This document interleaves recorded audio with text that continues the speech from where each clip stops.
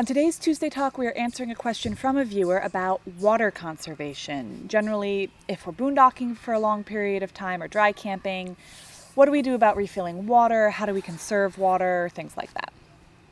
A lot of it's going to depend on your style of travel. If you're out for long periods of time, then you might want to consider something like some gallon jugs. Like we have a 7-gallon jug in the back of our truck that we can use to siphon water into our freshwater tank when we need to. Yep.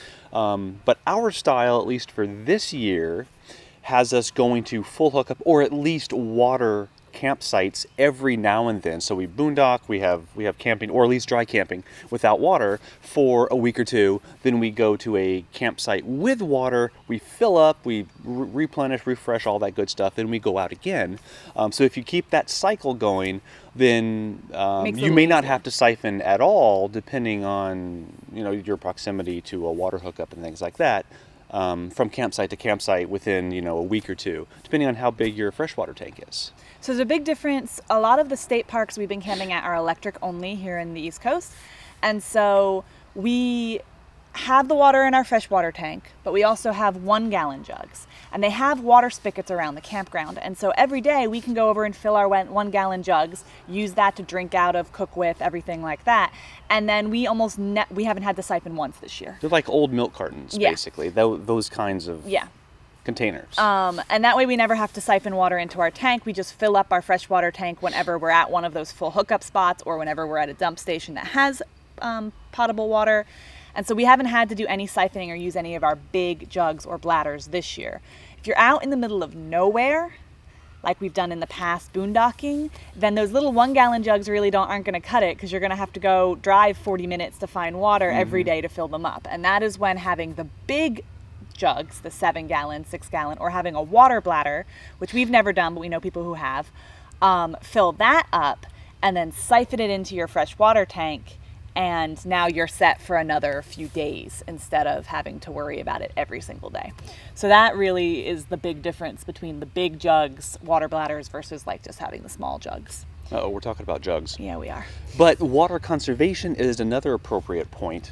We have a composting toilet. Not going to work for everybody, difference. But it makes if you boondock or dry camp, a composting toilet is night and day. Yeah. You use so much water with a traditional toilet flushing. Even if you subscribe to if it's yellow, leave it mellow, if it's brown, flush it down philosophy, you still use way more water with a traditional toilet. So for us, the composting toilet works wonderfully to conserve water. Not to mention that it allows us to combine our gray and black tank, which means we can go a much longer because we have double our gray water storage. That's right. And when we wash dishes, we use the little tub in our sink. We do. So we don't let the water go down into our tank, and we use as little water as possible when we do wash dishes. Yep. She's admittedly better at that than I am. Yeah. But it takes practice. And we use biodegradable soap, so then we hopefully can dump that water outside, bright. water a nice tree or something like that, and not actually have it in our tanks. And that way we can conserve for even longer. So those are some of our tips. We actually did a video about this back when we were boondocking a lot. I'll make sure that I link to that up above and in the description below, where we actually show some of these tips: how to wash dishes with very little water, how to wash dishes with no water, because we know some van lifers who do that and it works quite well. Your question might be, how long can we stay out without replenishing any water? For us, 2 or 3 weeks, easy. Especially if we don't take showers. Because we use the water jugs for drinking water when there's water around the area, that we can just fill up. 2 or 3 weeks easy, especially if we don't take showers in the Airstream. I think without showers we can probably go 3 to 4. With showers we're pushing it at 2. But we have Planet Fitness memberships. That's another way to conserve water, is that we go to Planet Fitness to shower, or we use the showers in the campgrounds. Or Steve's very good now at taking a tea kettle shower, which is he heats water up in a tea kettle instead of heating it up in the entire tank in the Airstream, and uses that 1 tea kettle worth of water to take a shower.